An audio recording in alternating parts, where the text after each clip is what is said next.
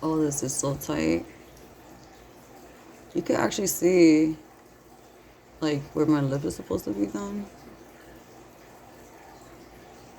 All this is like scarred tissue.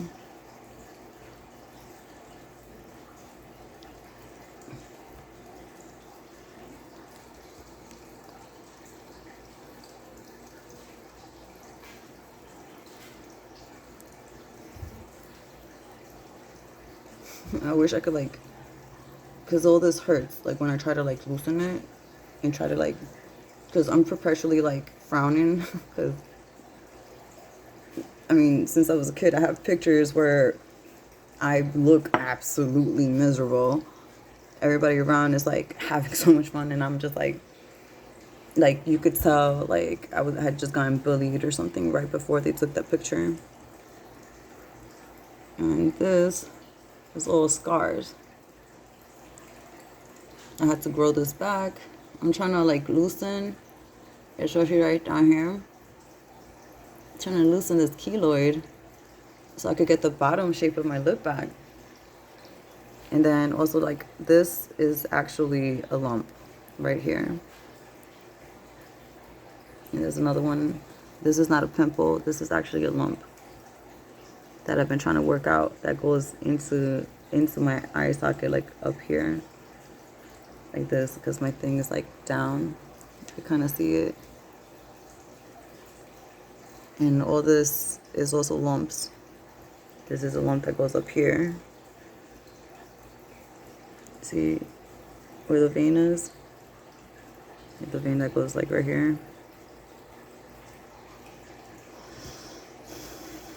Oh, this is so tight. I just want to relax. Like, people don't even understand. And I actually don't hope that they understand firsthand because that's horrible and no one should be in this much amount of agony. Even if I don't look like what I've been through, I feel this shit. And also when I try to actually align back, like my jaw back to how it's supposed to be, it's so painful. So I should like all this right here from being like held like this. So over the years, like I've dealt with a lot of violence in my life. Directed towards me, yeah, but also a lot of the violence that I dealt with was trying to protect other people, mainly like my friends and stuff, like my younger cousins, like trying, not that they could remember at all, but like I would get in the adults' faces about how they would talk and how they would treat them and shit. And like, it's like a lot of, like you're not going to treat them the way you treated me. Like they deserve better, and like I went to war and also dealing with a lot of abusive family members that were my bullies and worse. So it's like I'm trying my hardest to remain human and to remain, I guess, finding faith in good and finding faith in myself and finding faith in really other people and other people's ability to actually not be performative and actually be authentic and see and appreciate like the soul, like soulfulness, like find spirit out here. It's a journey for sure. It's not about the destination either. Is once I reach a destination, I understand in like the context of life and stuff that is whatever I land as far as the destination is just preparing myself for another journey because life is about if you're breathing, you're here to learn. If you're thinking, doubting, feeling, that means that our story has yet to be over, and also we have a lot of lessons to undergo and also blessings to uncover within the dirt, you know like find the diamond in the mud, jewels of wisdom, like jewels of just humanity. That's what I'm trying to remind myself. Like I am a spiritual, intellectual, emotional, sexual being. Like, I am a woman. My form of womaning is just my own definition of being a woman. Doesn't make me any more or less than a woman, and definitely doesn't make me any less of a human being. And I'm tired of being treated like an animal and considered and disregarded as one as well. Yet people who have worse characters and worse hearts and demeanors and stuff get, I mean, of course, this is the world where that pays off. Like, the more ruthless and inhumane and cold and bad you are, the more it does pay off, you know. And I don't want to do that. Like, why, what's so wrong with being kind and compassionate, you know, just like hippie person, you know. I'm a nerd, I'm a hippie, like, I'm hood, you know, I have my hoodness to it. You know, I have my little preppy side and stuff, but those are still aspects of self. Like, I don't define myself. Even me saying, hey, I'm an INFJ and stuff, like, that's more of a form of a tool, like a self-development tool I could use to understand and also engage in a language to express for others to understand me, not more that is concrete in stone, like that is my, that, you know, badge of honor or anything like that. It's just because for the first time in my life I've been able to not feel like an alien and actually humanize myself without feeling like I'm crazy or too sensitive or too much or however people want to peg me out to be, you know. And kind of like I'm stuck in this box for the past like 2 or 3 years. Like, I cannot undo just because I've been around people who are not emotionally, intellectually, or, you know, like spiritually aware, developing their awareness or capacity for, or building more capability to have more capacity in order to engage in these types of depths that I am plunging in. You know, like I've been dwelling in, you know, like I've been like, people are straight up like lake level, and some lakes run deep, don't get me wrong, that's why I say lake, because some lakes are like super deep, you know. And I'm over here the Pacific Ocean and shit. And you pull that black, because this is hurting me right now. I don't know if you see it, but like, it's like legit, as much as I'm trying to smile, it's pulling down and it's clenching in, and I can't smile, I can't let go of this item. It's like, I think only people who understand me are people who've had strokes. And considering I have had many strokes in 2018, like the level of panic attacks I was having, I actually did suffer a slight stroke. That's the reason why I have to really get my life, because my doctor said I might not live past 40 if I continue being so stressed and being in survival mode. And at that time, can't nobody tell me I wasn't doing what I was supposed to do, okay? I had my own place. Yeah, I shared it with another like people, but my name was on that lease.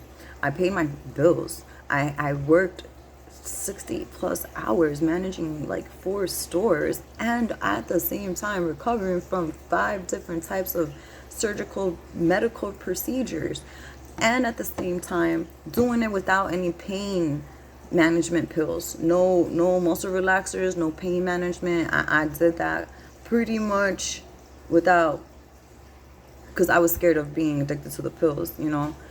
And I just started becoming addicted to alcohol even more. So it's, you know, just went from one vice to another. I literally, what people are saying that I need to do now is doing then, and plus more. So that's why I don't understand like why people think that my value is just inherently found in a 9 to 5 or working commission or bare minimum, especially without any benefits or insurance or 401k retirement options or like, they just want me to settle for and conform to the most mediocre bare minimum as situation, because that is where they have held me for my entire life. Like, I haven't, if, even though I was part of the honor society, even though I had a $10,000 scholarship by the end of 8th grade, even though I had an 11th grade reading average coming out of elementary school, I still wasn't good enough. I still wasn't enough as for a child. I was still considered bad. I was still considered a little brujita. I was still considered a gringuita que se cree, ay, la princesa que se cree, you know, all that. So I haven't been able to, I'm the failure, you know. And the reason that they harp on me, I just realized that as I'm talking, is because they probably did esteem me to be, I guess, a lot like a prodigy, kind of, you know. And the people, yeah, they were bullying me, they would make fun and poke fun at me and stuff. But I really think that maybe, and I'm thinking this now, right? Like it's connecting the dots for me right now. I let them down so much. The reason they call me such a big failure is because I actually did let them down, and they thought that I was going to fulfill some American dream or come and be like an intellectual superstar for the family, you know. And then they because we do have some prodigies in our family, you know. There are people who are absolutely savants in whatever area or field that they go in, you know. They become absolute masters of it. Like my cousin that does, like, he's been performing since he was 4 years old. Like he's an absolute master of his instruments, you know. And he was a child prodigy, like, you know. But the thing is, he's a male, and he is the son of somebody who is not competition for them. So it was like a lot more, because he grew up almost the same way I did. Only thing is that my uncle, I think, started to actually mature and see the mistakes that his brother was making and picking it up and kind of like adapting for himself. So there's that, which I give him kudos for, because that takes a lot of growth and maturity, not for nothing. I'm not going to pretend to know exactly how he was raised either, because he has his own demons. Probably he you know, being somebody who is put on a pedestal so young and made to be like a golden child has its own connotations to it that I definitely, my heart goes out. And if he even gives a fuck, you know, like I'm always here to understand, you know. And I would give a safe place. I would do my best to provide a safe environment in order for that to be expressed in any time and point in history. Just like I would want to be afforded the same consideration as far as like a breathing room to be able to vent or grieve or you know, just have compassion and humanity and consideration in on a soul level. So it's like I have a lot to say.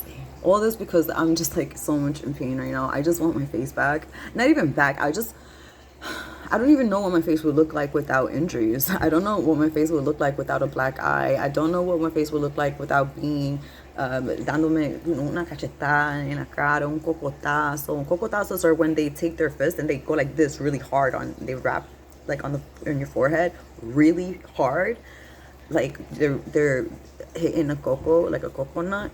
I want to know what it feels like without being boxed in the ear or having my ears pulled. I want to know what it is without having my hair pulled, without having just my face. I really don't give a fuck how much I've been beaten through my body. Is my head the one that I'm more concerned about? Because like I don't know how I'm alive.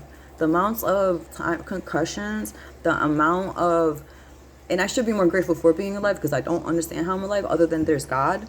There is a God. Other than that, and my ancestors' genetic predisposition for endurance, that is why. Yeah, it's like, to me, that's a miracle within itself. That's why I believe in miracles. Like the fact that I'm even here, like, oh my God, woe is me. I don't know how I'm being in pain so much. I don't even want to exist. It's a miracle. Okay, for me to even cry and want to die is a miracle, because I literally don't know how I'm alive. From the amounts of severe traumatic impacts I have received to my cerebral, actually I was going to say my whole cerebrum, pero esto sabe mi cerebro. A veces que yo no sé cómo hablar ni inglés ni español y yo tengo que como inventar mi propio lenguaje, honestamente, pero yeah, the amount of times I've been knocked unconscious, I've been dissociated, like my head has been knocked off center, I've been choke slammed into concrete, like I've been like kicked in my ribs, like stomped, like seriously, I don't know how I'm still here and not dead or strung out on drugs or still drinking, honestly. Doing the worst things ever in the street, projecting my anger onto other people on purpose to where I am looking to just harm them just so I can feel better. I don't know how I'm not any of the, I don't know. I'm in awe of myself, and I want to keep my soul clean so I could feel like at least there's one thing I can honor, and that's me and my heart. Also because that's what my father, before he died, said he was the most proud of me. And I never thought I was going to ever hear him say, I'm proud of you. But he said that he has friends whose daughters are absolutely professionals. They have degrees, masters, PhDs, you name it. They're lawyers. They're millionaires. They have huge families and stuff. Yet, what he respects about me, that he understands that those other daughters, and I'm not exaggerating, like I'm trying to also remember what he was telling me and translated from Spanish to English, is that he admires and respects the person that I am, from my spirit out, from my soul out, from my heart out. Because the number one compliment I've always gotten, like people have always told him, is how good of a heart I have. And that he would rather me have a pure heart and a pure soul than be rich and successful and an academic genius or anything like that, like anything material. Like, he's the most proud of my soul. And I wanna, and that's, he made me proud of myself of being who I am. And I even said, well, it's your fault, right? Because, like, you know, I inherited a lot of spiritual and soulfulness from my parents and from my grandparents. And I was raised with my grandma for 18 years. Like, I'm the only grandchild, the only granddaughter who has actually, like, from childhood into adulthood, actually lived with her. And I was raised by her, partially raised by her. You know, no other granddaughter could say that at all. Like, they could say they have said, like, stayed at her house or lived with her for a couple of years, but not through their whole entire, like, pre-puberty, puberty into adulthood. Like, I'm the only one. And that may have been why I got a target on my back too. Not for nothing. Like, you know, like, that's my grandma, that's my mom, like, you know, all this stuff, you know, like territorialness and stuff. Like, who do you think you are? You don't love her more than I do. Like, that type of stuff, like that rivalry shit.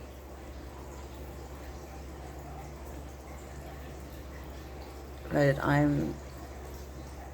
the same reason my dad is proud of me is the same reason I'm honored to be his daughter. Honestly, because I am super honored at the soul caliber my father had, and the level of people he was able to impact with just being kind, with just being a conscientious person about helping another person, even feed them, you know, like if they needed help, like not judge them. Like, that's literally, like, that's an honor. I don't give a fuck what anybody says. That's his biggest legacy.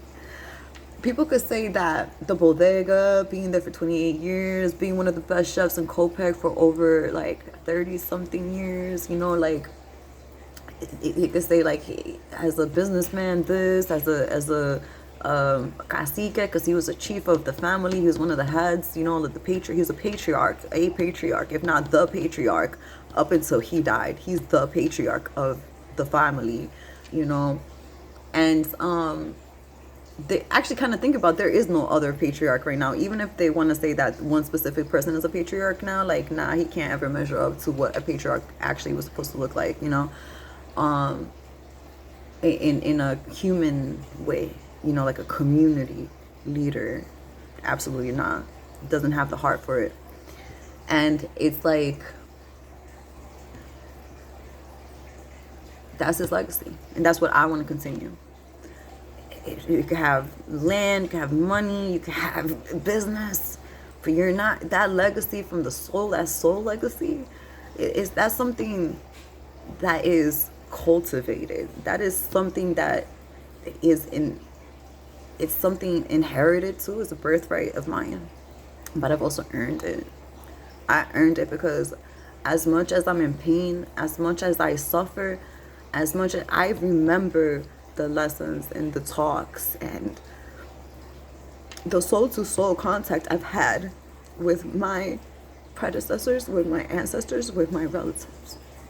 And that kindness from strangers who didn't have to go out of the way to help me, who didn't have to go out of the way to even see me, or even the kindness from the people who do love me, and even though I know they're not always around, they always will love me, and they always have shown me that they here for me, and I wish that I could show them as much all that back, you know.